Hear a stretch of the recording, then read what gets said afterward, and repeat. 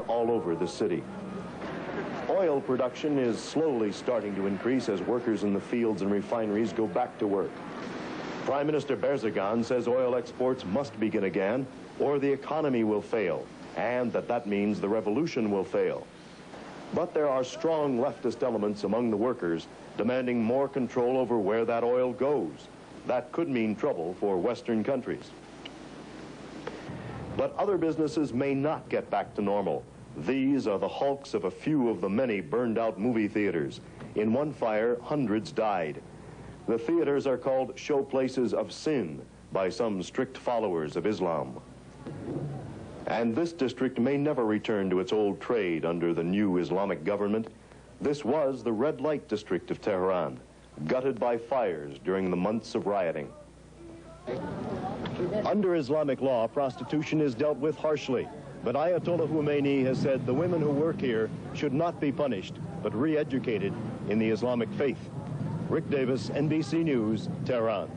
There have been plenty of disagreements, but it does appear that both Egypt and Israel are willing to talk again about a peace treaty. Negotiators for both nations arrived in Washington today for another round of peace talks at Camp David. The two countries have been taking hard stands on the issues still holding up a peace treaty, but Secretary of State Vance, who will host the talks, hopes to bring the two sides a little bit closer together. If that happens, another summit meeting may be held at Camp David with Israeli Prime Minister Begin, Egyptian President Sadat, and President Carter. Well, President Carter has been taking a good deal of flack lately for his handling of foreign affairs. But during a speech at Georgia Tech today, the president defended himself. He said he has handled events in Indochina and Iran properly, and he emphasized the importance of a new arms limitation treaty with the Soviets.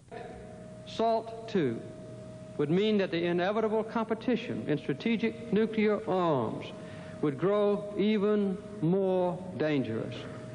Each crisis, each confrontation, each point of friction, as serious as it may be in its own right, would take on an added measure of significance and an added dimension of danger.